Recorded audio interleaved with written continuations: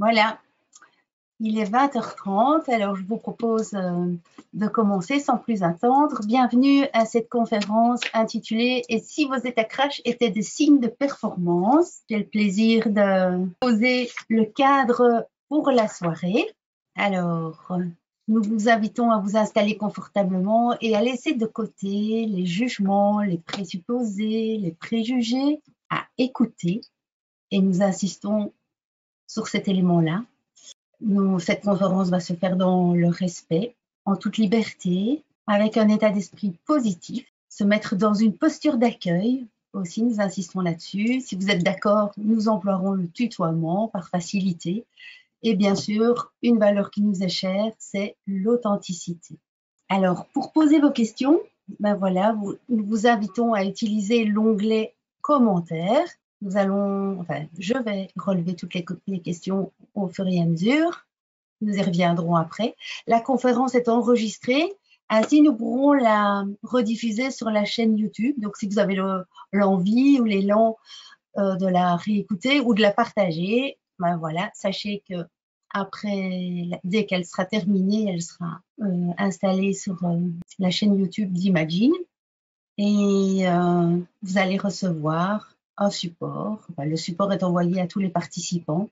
Pour cette soirée, j'ai le plaisir d'être l'animatrice et Éric Baudet est le conférencier.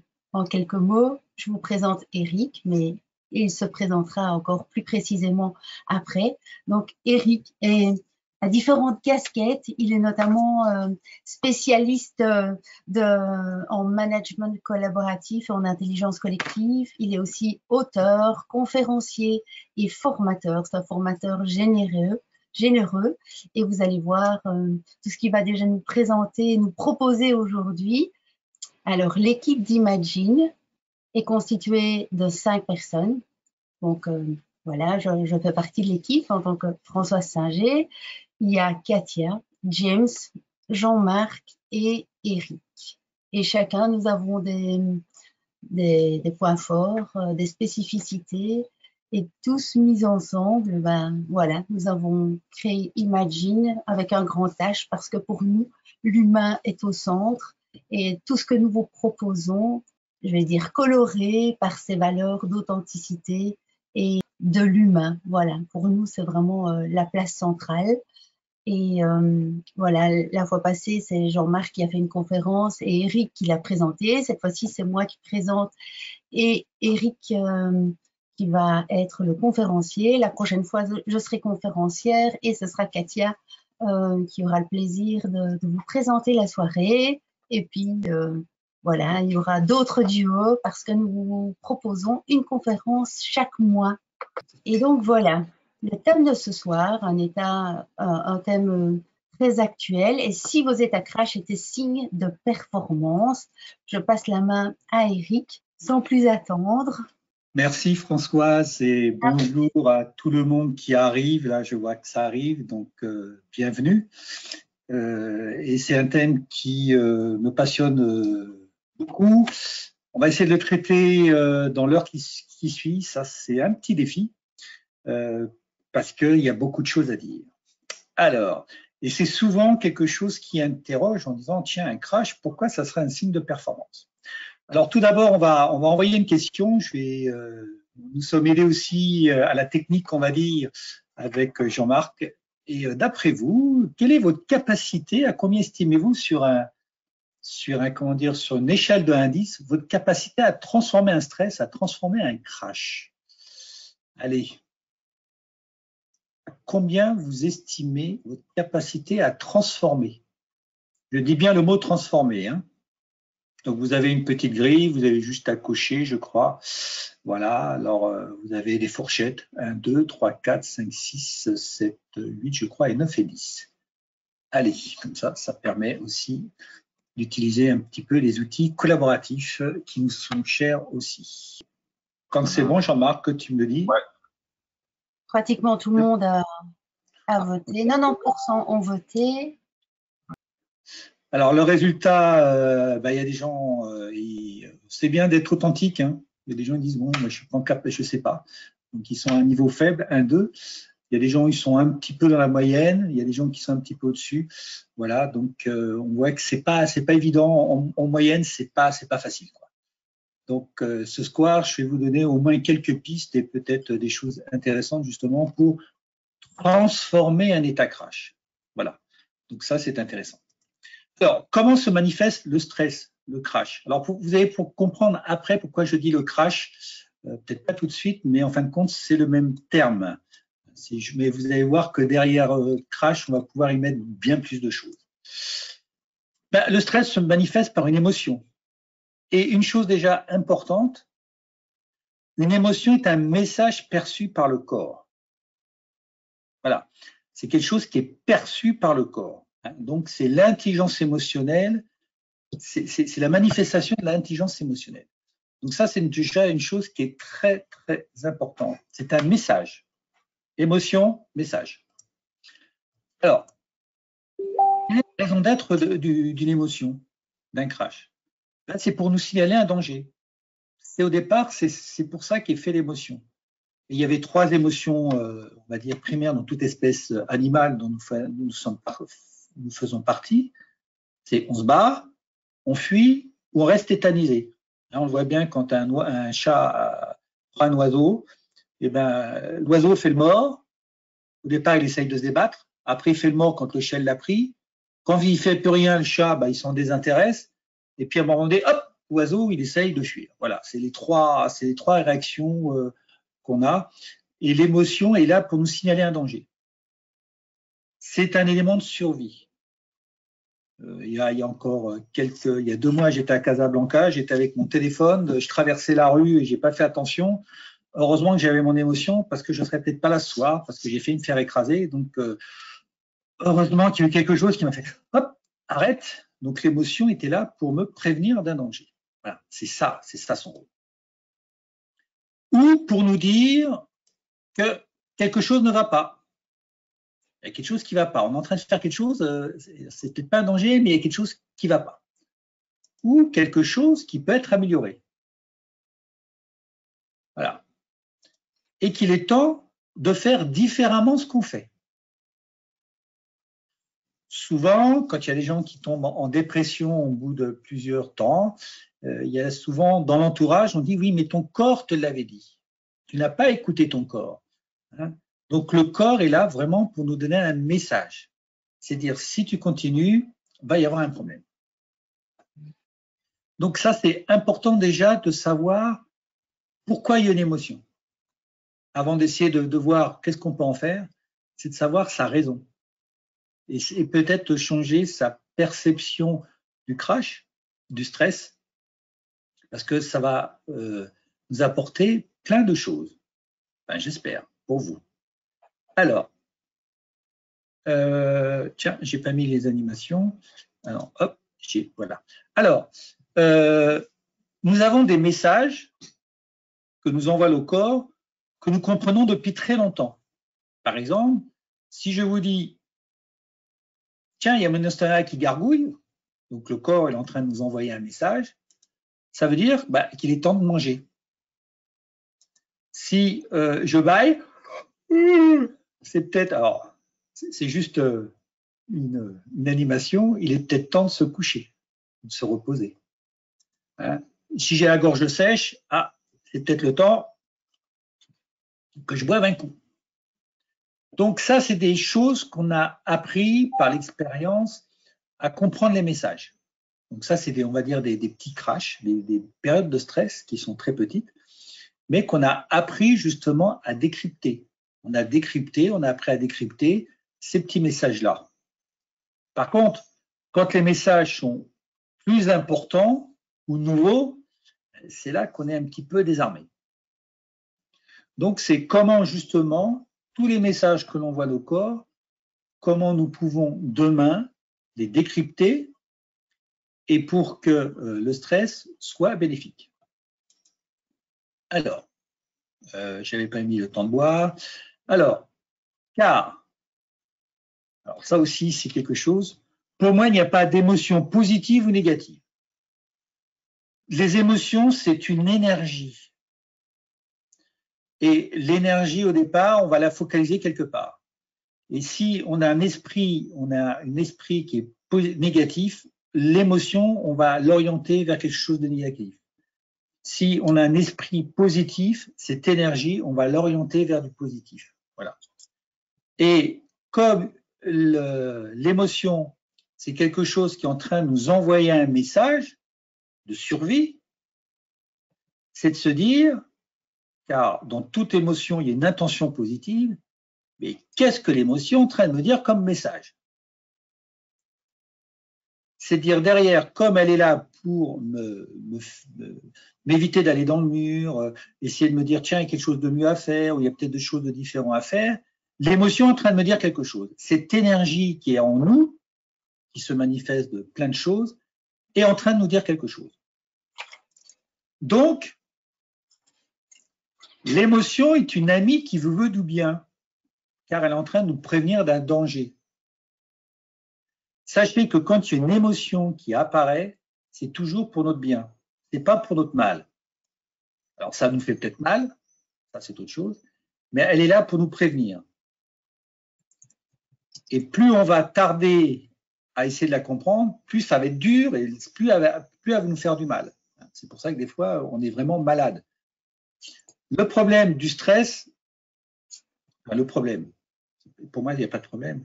La conséquence quand on est en stress, c'est que le stress consomme beaucoup d'énergie. Et souvent, après un fort stress, on a besoin de se reposer quelques minutes en disant « Attends, je reprends mes esprits, là. » Voilà. Donc, le stress prend beaucoup d'énergie. Et le stress qui est juste pour nous prévenir qu'on va se faire écraser est salutaire. Par contre, le stress qui est chronique va faire que tout doucement, notre énergie va complètement diminuer jusqu'à un moment donné, on n'aura plus d'énergie, on ne pourra plus combattre et c'est là que la maladie, elle vient. Parce qu'en fin de compte, on n'a plus les capacités de combattre. C'est pour ça que le stress est salutaire, sa conséquence, c'est qu'il consomme de l'énergie. Mais par contre, quand le stress, il est répétitif, c'est là où on n'aura pas le temps de remettre de l'énergie en nous et c'est là que ça peut être dangereux et nous amener de la maladie. Donc, quand il y a une émotion, c'est de nous dire quel est son message, quelle est l'intention positive du message. L'émotion est une amie. Comme je dis souvent, c'est mon ange gardien quand j'ai une émotion qui est là, qui me tape sur la tête gentiment et qui me dit « Eric, si tu continues, tu vas dans le mur. Eric, si tu continues, tu vas faire mal. Eric, si tu continues… » Et je vais vous donner des exemples tout à l'heure, concrètement, sur des éléments de crash que j'ai vécu. Et en fin de compte, j'ai j'ai compris le message de l'intention qui m'était envoyée à travers mon corps. Alors, il y a une chose aussi. Tiens, mettez dans le… Je vais vous poser une question. Mettez dans les commentaires, c'est quoi l'intention positive de la colère? Tiens, ça c'est la colère, tout le monde connaît, je pense. Quelle est l'intention positive? Alors, il y a plusieurs réponses. Hein. Mais imaginez que vraiment un jour vous étiez en colère, c'était quoi l'intention positive qui était en fin de compte, quel était le message de la colère? C'était quoi son intention positive? Voilà. Françoise elle va récupérer tout ça et puis elle me le dira tout à l'heure. Donc, quelle est l'intention positive de la colère? Ça, on y arrive facilement parce que la colère, en général, est perçue comme quelque chose de négatif. Même si, voilà, c'est juste pour dire, mais pour moi, il n'y a pas d'émotion positive ou négative, mais elle est perçue comme quelque chose de négatif. Maintenant, je vais vous poser une autre question. Quelle est l'intention positive de la joie, qui est une émotion qui est plutôt perçue comme positive? Perçue comme positive. C'est quoi l'intention positive de la joie? Cette question-là aussi surprend pas mal de monde.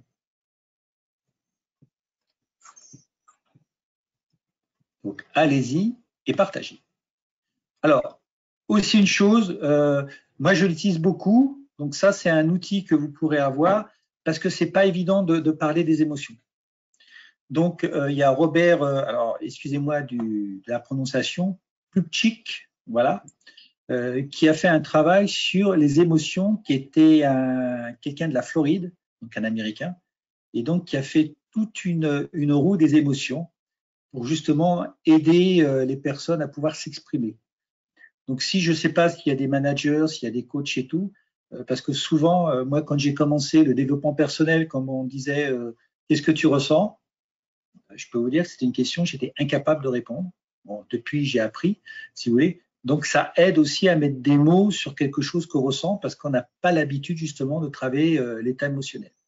Alors, peut-être que notre collègue, un jour, il pourra nous en dire plus, James, qui est un des spécialistes justement de l'intelligence émotionnelle. Mais justement, ça peut vous aider à exprimer des émotions, soit à titre professionnel, soit à titre personnel, avec vos enfants, avec je sais pas, votre conjoint, mais aussi avec vos collaborateurs.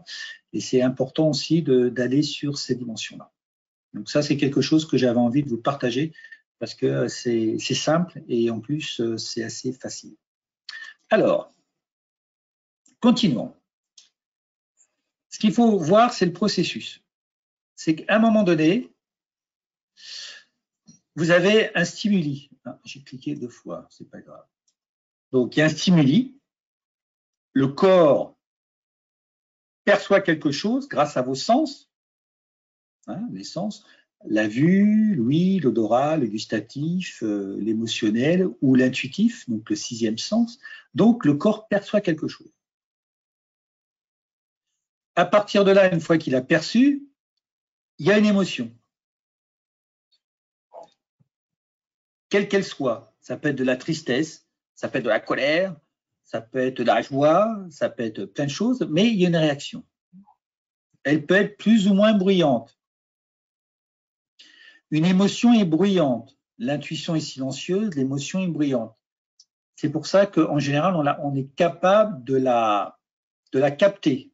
Même si la personne n'est pas consciente, une personne qui est en face, elle dit « Tiens, tu es triste aujourd'hui. » Non, non, je ne suis pas triste. La personne, elle sait qu'elle est triste, la personne ne lui dit pas, mais elle a capté en fin de compte l'émotion d'autres, surtout avec des gens qui sont empathiques. Donc l'émotion, elle est bruyante. Contrairement à l'intuition, c'est silencieux. Après, il y a le comportement. Donc il y a une émotion, puis il y a un comportement. Donc la tristesse, la joie, la colère, etc. Et ce qui se passe souvent, c'est qu'on va juger le comportement qui vient d'arriver. Alors, par rapport au cadre qu'on vous a mis tout à l'heure, que Françoise vous a mis, elle a dit pas de jugement. Ben là, ça prend tout son sens. Parce que quand il y a une émotion, il faut l'accueillir sans jugement. Parce que derrière, il faut se dire qu'il y a un stimuli et qu'il y a une intention positive. Donc, au contraire, il y a quelque chose qui a du sens. Si l'émotion arrive, c'est que ça a du sens qu'elle arrive. Donc, ça, c'est hyper important. Et donc, il faut l'accueillir. Il y a une raison d'être derrière. Et donc, à partir de là, au lieu de la juger par nos pensées, c'est de la comprendre par nos sens. C'est de revenir sur notre corps avec tous nos sens et essayer de comprendre l'intention positive du stimuli. Ça paraît simple, mais c'est ça qu'il faut faire. Alors, donc, quand il y a une cause, un stimuli, il y a la réaction. Et on fait souvent très rapidement le raccourci en prenant que le reste là, vous voyez, que cette personne. Et souvent, on va juger. On va juger une émotion. Le comportement, puisque le comportement il est visible, il est très très visible, le comportement que la personne a eu suite à un stress, suite à un crash. On va voir pourquoi je dis crash tout à l'heure. Donc toujours se poser la question, qu'est-ce que l'émotion est en train de me dire de positif? Si tu veux, ah oui, je voulais profiter de l'occasion pour te faire quelques retours peut-être qu'il y a eu par rapport aux intentions positives, aux questions que tu as posées, par rapport à la colère, prise de conscience, quelque chose doit changer, il y a un besoin de changement, un besoin auquel nous n'avons pas répondu. Une autre attention, c'est la colère pousse à s'exprimer, à faire part de son ressenti. Ça peut être aussi, pour une autre personne, nous informer des valeurs personnelles fondamentales bafouées, non respectées. Donc, elle nous permet de savoir ce qui est important pour nous. Ça, c'était quelques réflexions par rapport à la colère.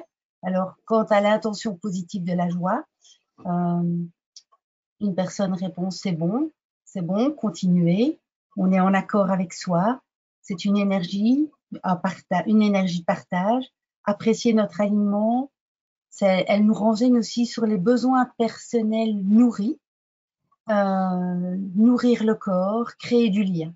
Voilà, parmi les partages, quelques intentions positives de l'une et de l'autre.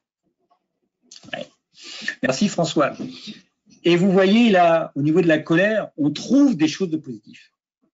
Alors, je ne sais pas si vous aviez l'habitude de ça, mais en fin de compte, c'est d'avoir cette démarche-là et c'est d'avoir un autre regard justement vers le stress. C'est dire, en fin de compte, oh, peut-être tu te mets en colère, c'est bien que tu te mettes en colère. Bon, bah maintenant, on va essayer de comprendre qu'est-ce qu'elle veut te dire. Et ça, c'est vraiment tout à fait une autre approche vis-à-vis de la colère, de dire arrête de te mettre en colère, c'est pas bien, et de juger, hein, en général c'est ça, ou gère tes émotions, chose que ça c'est encore quelque chose que on m'a dit et que j'étais un petit peu sans défense, c'est dire ok, il y a de la colère, et ben qu'est-ce que ça veut dire? Un jour j'ai participé à une conférence sur un professeur d'école dans le 9-3, donc à Saint-Denis, et il avait dit à ses élèves qui avaient une dizaine d'années, je crois, enfin peu importe ça, je ne sais même pas s'il avait 10 ans, ils étaient en CE2 ou CE1. Et il avait dit, dans ma classe, vous avez le droit de vous mettre en colère. Les petits gamins, vous imaginez dans le 9-3, cité, ah bon. Et par contre, il y a une règle. Alors, j'ai écrit le mot colère sur la feuille, je vais l'épingler sur le mur, et le jour où vous avez envie de vous mettre en colère, vous n'allez pas vous mettre en colère sur votre copain, vous levez, vous prenez la feuille, vous la tapez, et puis vous dites, ouais, je suis en colère, et vous exprimez votre colère. Voilà. Et c'était le processus. Et puis au bout de quelques mois, à un moment donné, il y a un petit gamin qui se met en colère après un de ses copains. Donc le prof, enfin c'est pas un prof, c'est l'instituteur vient à côté, mais il lui montre juste la feuille. Et juste le gamin, en regardant la feuille, hop, il s'est calmé. Donc c'est intéressant aussi de mettre du cadre, hein, le cadre que nous avons mis, de mettre du cadre aussi sur peut-être la manière d'exprimer les choses. C'était sa manière avec des enfants qui avaient même pas 10 ans. Alors, comme je disais tout à l'heure, souvent on dit contrôle tes émotions, gère tes émotions. Moi, ce que je vais vous proposer, c'est d'aller au-delà, c'est de transformer le stress, les crashs, on va voir pourquoi je dis crash, donc d'aller au-delà. C'est pas juste de les contrôler, c'est d'en faire quelque chose de mieux, d'en tirer parti, hein, et d'ouvrir l'espace de solution. En comprenant le message qui est envoyé. Et comme a dit quelqu'un, je ne sais pas si c'est une prise de conscience. Souvent, une émotion, c'est une prise de conscience. Donc, je ne sais pas. Quand on ne sait pas, on n'est pas bien. Hein. On sait qu'on n'est pas bien, on est peut-être nul. Enfin, il y a tout le jugement qui vient derrière. Donc, il y a souvent une prise de conscience. Et donc, en changeant ce que nous faisons. Changer ce que nous faisons, c'est peut-être faire plus de ce que je fais aujourd'hui, peut-être de faire moins, d'arrêter quelque chose ou de faire quelque chose de nouveau. Voilà. Donc, c'est souvent dans ce périmètre-là que l'espace de solution arrive. En général, c'est souvent de la nouveauté. Hein. Alors, comment faire? Le crash, j'ai parlé du crash, parce que le crash est un terme mémotechnique que j'ai appris pendant mes formations avec Robert Diss, puisque j'ai été formé pendant 4 ans et après j'ai accompagné Robert Diss pendant 2 ans. Et le crash, en fin de compte, c'est un terme mémotechnique qui veut dire c'est comme contracté. Quand vous êtes contracté, ou quand vous arrivez au boulot et puis que vous voyez quelqu'un de tendu, on se dit oh, aujourd'hui, il faut le prendre avec des pincettes. Hein. Donc ça, c'est une personne qui en crash, elle est contractée. Ou la personne, elle réagit. Personne qui coupe la parole. Un jour, j'étais chez une amie, on faisait une journée mastermind, elle avait tout préparé, elle nous avait reçus chez elle.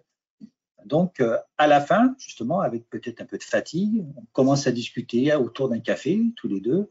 Et elle me coupe la parole. Elle me dit, tiens, t'es en crash. Mais non, je ne suis pas en crash. Donc, elle me recoupe la parole en même temps. Donc, c'était intéressant.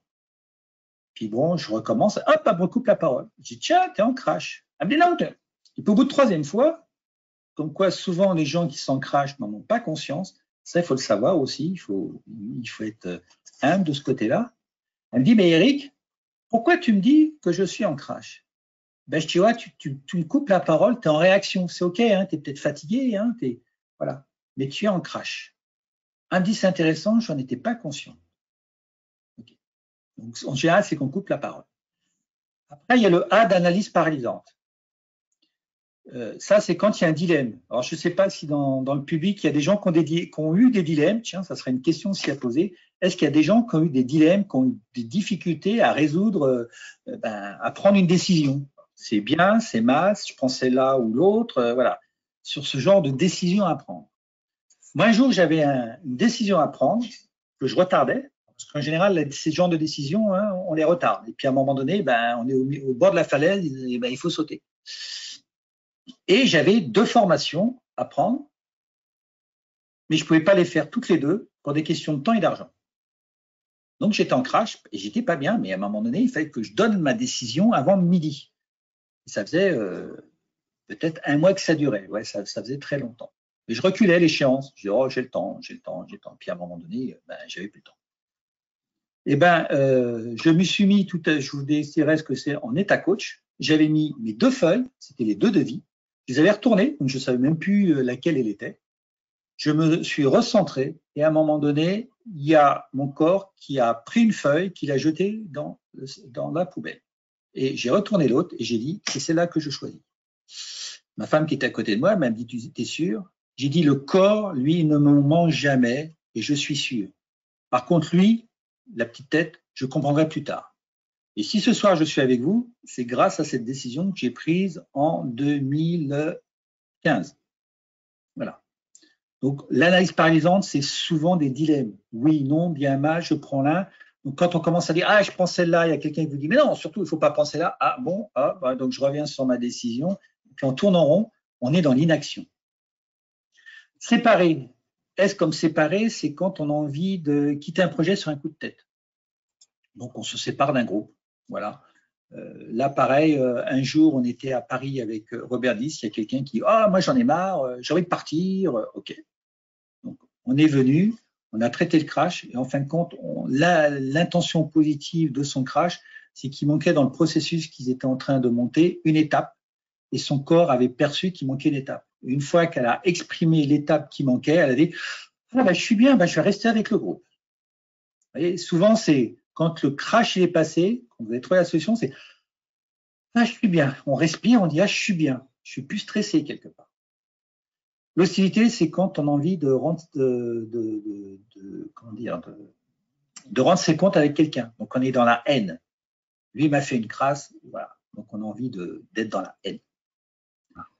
Il y a eu 2 réflexions dans le chat.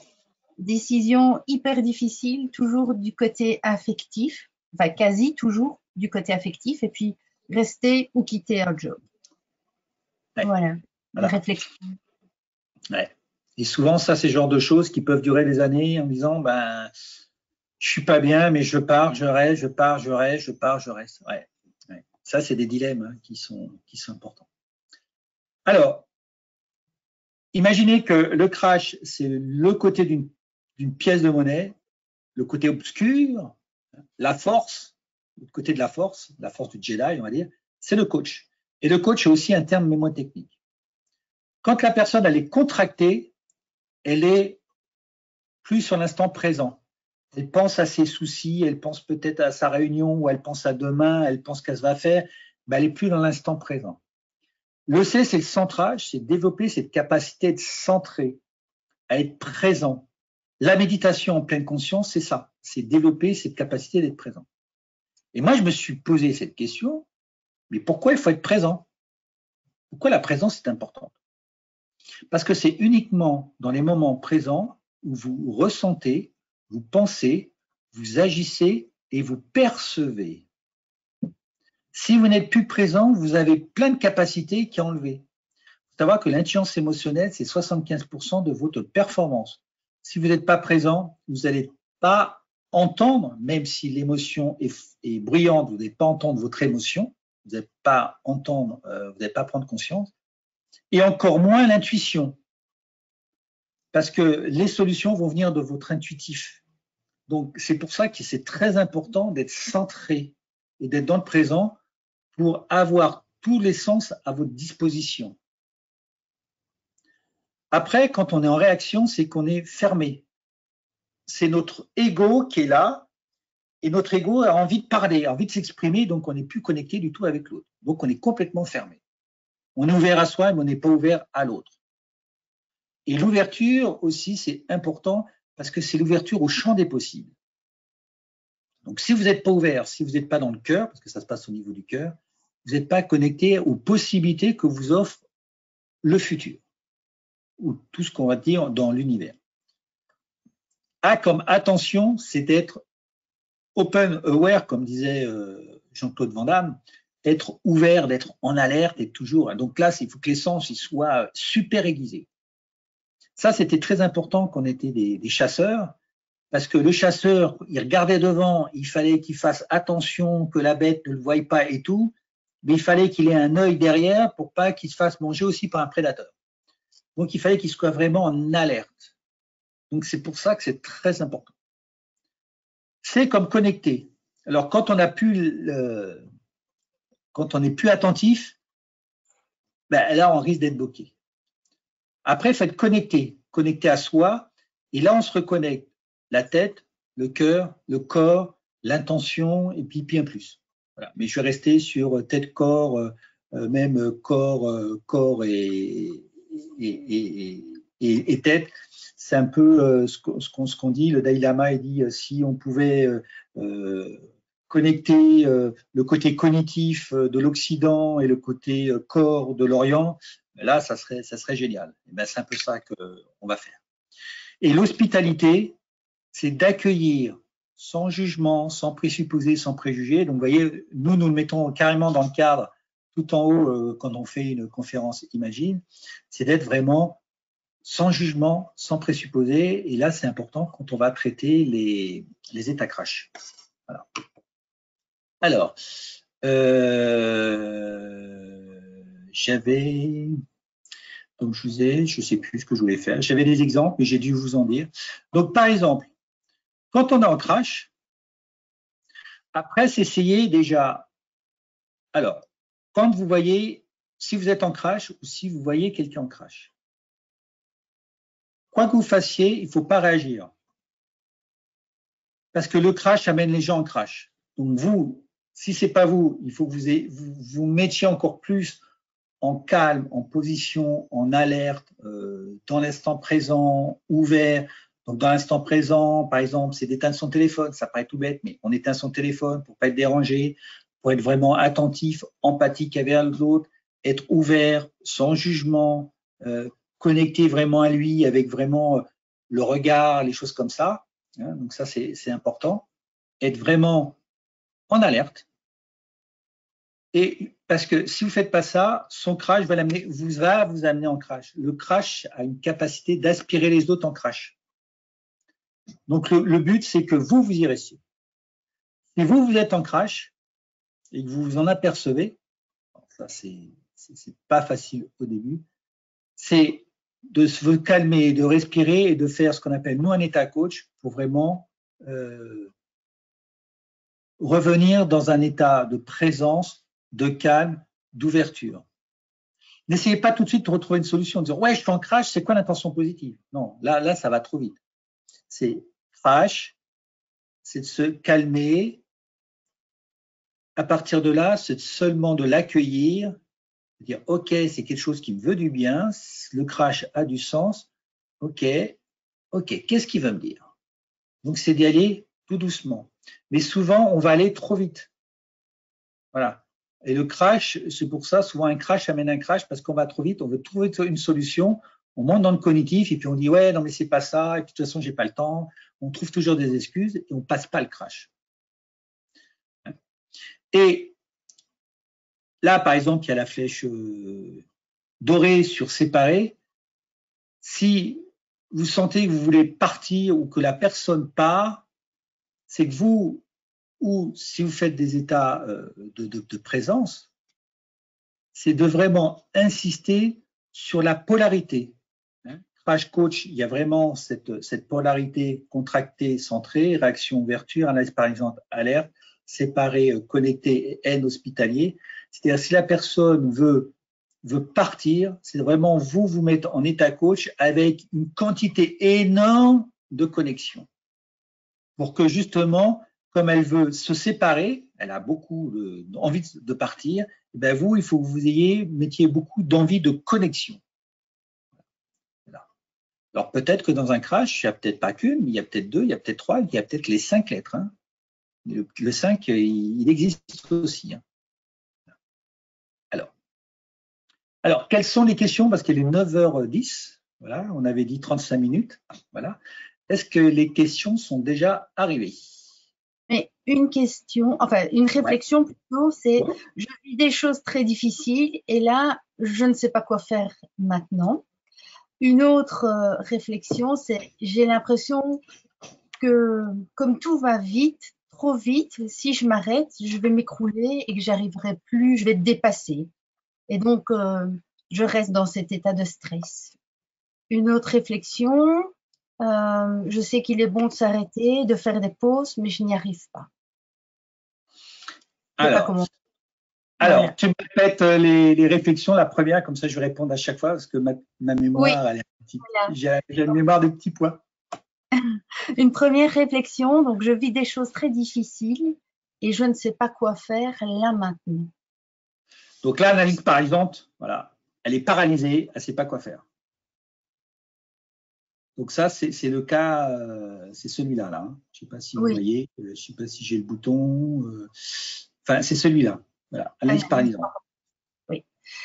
Un deuxième cas, une réflexion. J'ai l'impression, comme tout va vite, va même trop vite, que si je m'arrête, je vais m'écrouler et que j'arriverai plus à redémarrer.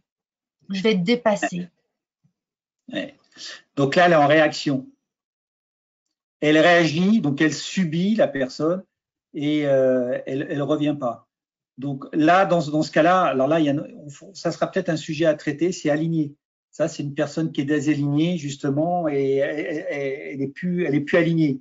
Donc elle est un petit peu paumée et puis il y a de l'éparpillement autour d'elle. Il faut que justement qu'elle se recentre justement sur son projet. Donc là, ça serait c'est se réaligner vers sa vision, vers ses passions et justement peut-être de supprimer des choses qui sont inutiles. Donc justement que ça aille moins vite, que ça lui paraisse moins vite. Parce que souvent, quand il y a trop de choses, c'est qu'on s'éparpille. Donc on se dit, oh là, ça va trop vite. Non, il y a trop de choses. C'est il y a beaucoup trop de choses dans notre environnement. Ouais. Une autre réflexion, je sais qu'il est bon de s'arrêter, de faire des pauses, mais je n'y arrive pas. Ah, déjà, il y a de la conscience, là. Donc là, c'est déjà bien d'en être conscient. Il faut savoir que l'état coach, pour moi, c'est une pratique régulière. Et souvent, on pense que c'est une perte de temps. C'est une perte de temps de méditer ou faire de la sophrologie comme Françoise ou du yoga. Enfin, il y a plein de manières. Moi, c'est l'état coach. Pour moi, c'est quelque chose que j'ai vraiment adopté. Prenez du temps pour en gagner. Ça, c'est une phrase qu'il faut que vous ayez à l'esprit. Prenez du temps de prendre du temps pour gagner demain de la sérénité, de l'efficacité. Car si vous ne prenez pas le temps, vous êtes que dans le cognitif.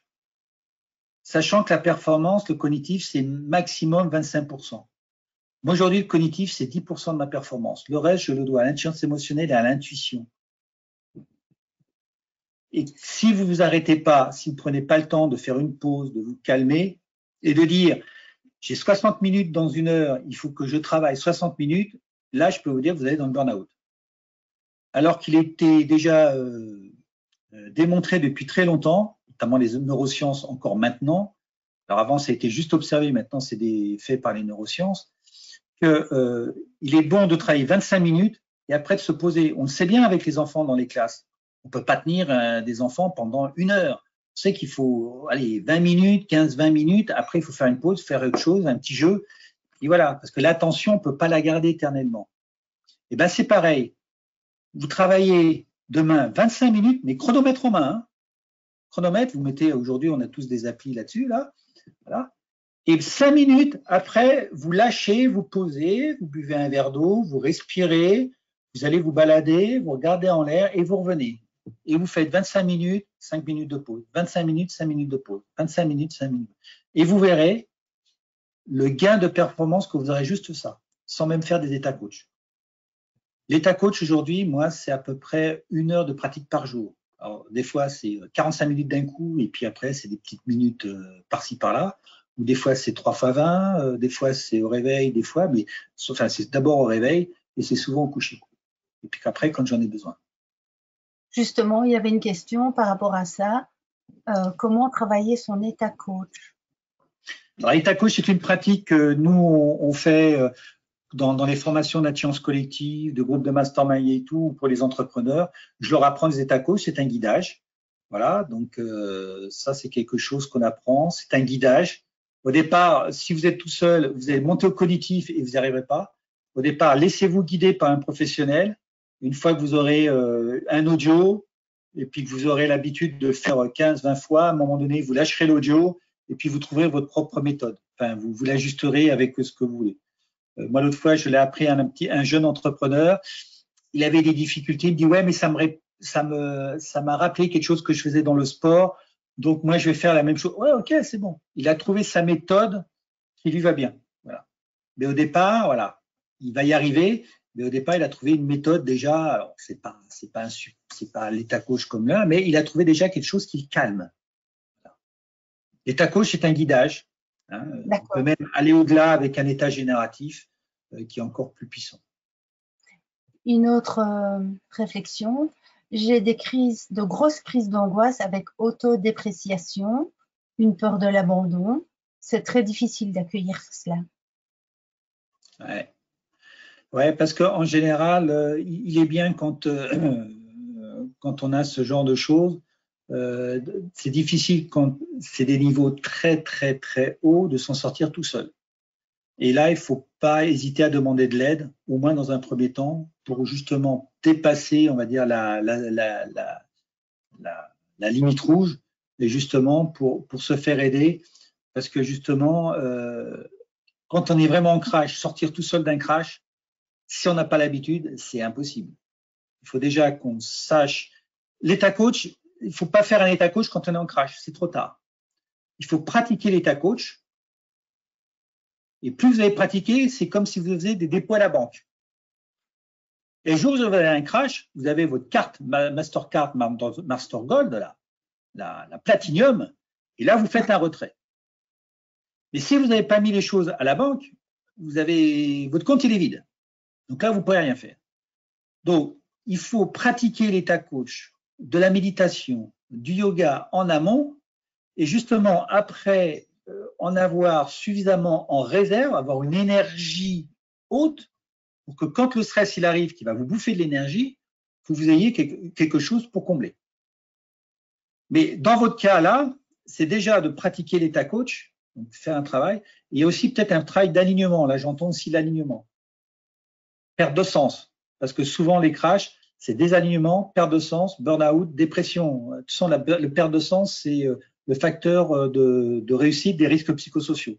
C'est une perte de sens, donc perte de sens, c'est désalignement pour moi.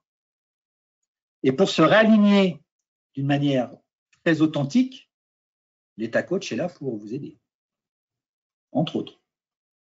Là, c'est pas facile, ouais. C'est tout pour l'instant. OK.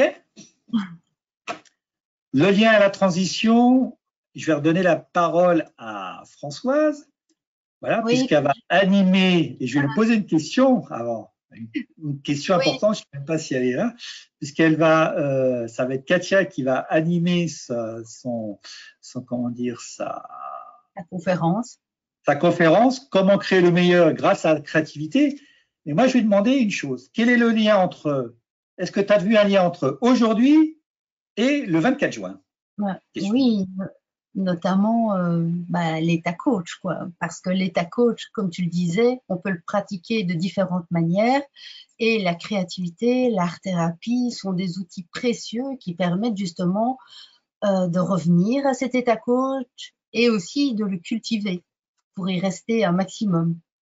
Alors, comment créer le meilleur? 3 petits points. Donc, ça peut être le meilleur de soi, le meilleur dans sa famille, dans son couple, dans son équipe, dans son entreprise, grâce à la créativité. Et donc, ce sera une conférence où il n'y aura pas trop de blabla, mais plutôt du pratico-pratique. Et je vous inviterai vraiment en quelques minutes déjà à comprendre que la créativité, qu'en fait, nous sommes tous des êtres créatifs.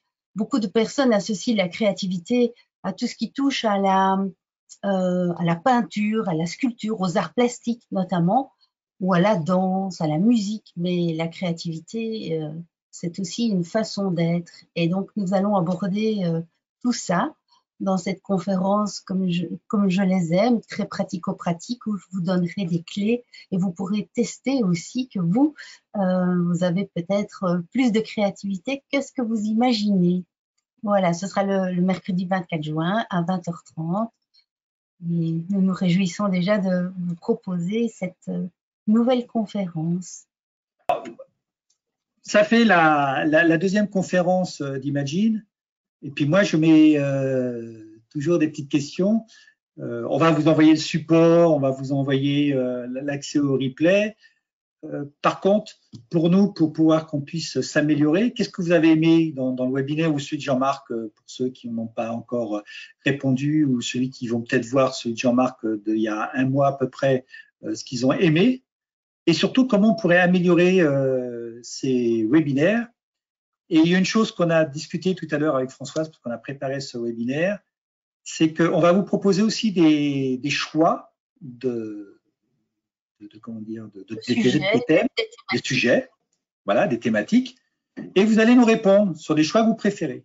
Et si vous avez des choix qui vous viennent à l'idée en disant tiens, ils sont peut-être capables de traiter ce thème-là, vous nous envoyez des thèmes, et les thèmes qui seront le plus demandés, on les traitera en premier. Comme ça permettra de répondre à plus de personnes.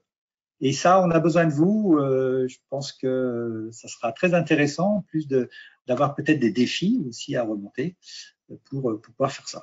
Pourquoi pas un soir de faire un état coach? Ça, je pourrais aussi vous en partager un en direct. Voilà. Alors, ça, c'est une chose. Alors, donc, vous pouvez poster. Alors, ça, c'est mon site à moi. Si vous avez des choses précises sur ce webinaire-là, sur ce que je peux améliorer moi, vous avez un lien. Et sur Imagine, on vous enverra un lien d'ici quelques temps. Alors, l'état coach, notamment, et travailler l'état crash, transformer l'état crash, les niveaux de croyance, des choses comme ça, notamment, ouais, je suis pas bonne, je mérite pas, tout ça. On le fait dans la formation Devenir facilitateur en intelligence collective.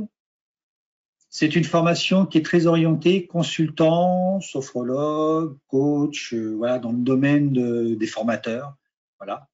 Donc ça, c'est une formation qui va se passer à Sophia Antipolis, donc à côté de Nice, parce que moi j'habite à côté de Nice, le 13, 14, 15 octobre et 26, 27, 28 janvier. Donc 6 jours. 6 jours. Si vous avez besoin de renseignements, de toute façon, vous allez avoir tout sur le support. Vous pouvez me demander, réserver la place. Sachez qu'aussi que le 16 octobre, c'est-à-dire le lendemain du premier module, premier 6 jours, il y a quelque chose qui va venir. Ah, je vous ai pas mis les dates. J'ai pas regardé le bon écran. Voilà. Il va y avoir une masterclass et un mastermind Imagine. Donc là, vous allez avoir des très, très gros processus qu'on utilise dans les groupes de mastermind. C'est-à-dire comment le collectif peut aider l'individu à surmonter ou à transformer un obstacle. Donc là, nous avons des processus. Donc dans cette journée, il y aura 2 processus. Un qui sera plus en petit groupe pour aider une personne et l'autre, un grand groupe pour aider un grand nombre de personnes. Donc là, on va pouvoir mettre toute l'intelligence collective en marche. Donc les masterminds, c'est l'intelligence collective appliquée. Voilà.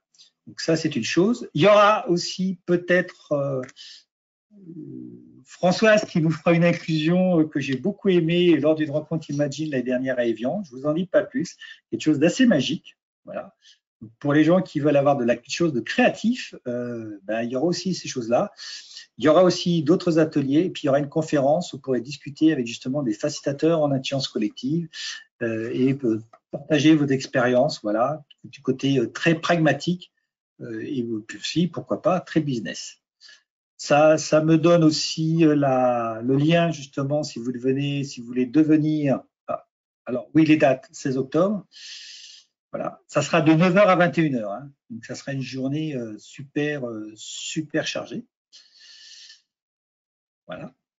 Après, il y aura, si vous voulez devenir facilitateur de groupe de mastermind, donc là, pareil, on fera peut-être un jour une soirée exprès pour vous donner ça. C'est de l'intelligence collective appliquée. Que vous soyez manager, que vous soyez consultant, formateur, et en plus, il y a un business model derrière. Il y a vraiment quelque chose de très intéressant. Françoise en fait avec ces personnes en sophrologie. Moi, j'en fais avec les entrepreneurs ou les managers. Jean-Marc en fait avec ses soignants ou avec des médecins. Enfin, il y a plein de manières justement d'utiliser l'intelligence collective pour aider concrètement le groupe. Et en 1 heure, vous pouvez faire vraiment débloquer des grosses situations. Aujourd'hui, en 1 heure, la personne peut repartir avec plus de 150 pistes et questions par rapport à une problématique qu'elle a. Donc, elle a vraiment du lourd. Il y a des processus pour justement arriver à là. C'est des processus d'intelligence collective qu'on a mis au service des groupes de mastermind pour y arriver. Donc, ça sera 27 et 30 octobre 2020. Mais j'ai oublié une date parce que c'est sur 4 jours. Mais le prix est le bon. Après, quelque chose de nouveau aussi, grâce à Imagine, c'est qu'on va faire des groupes de mastermind aussi de soutien à distance. Donc, si vous avez une problématique, vous pourrez nous contacter pour justement, donc ce sera cofacilité par des facilitateurs formés en groupe de mastermind et certifiés. Donc, vous soyez entrepreneur, coach, consultant, manager, vous avez une problématique professionnelle dans un premier temps, que ce soit de management, de l'entrepreneuriat, de business, je ne sais pas, et ça, vous pouvez venir une soirée et puis repartir avec plein d'idées. Voilà. Donc ça, c'est quelque chose d'intéressant. Alors, vous enverrez sur le support, vous aurez mes coordonnées par rapport à ce thème-là. Donc, n'hésitez pas. Et vous aurez aussi le replay. Voilà, c'est important.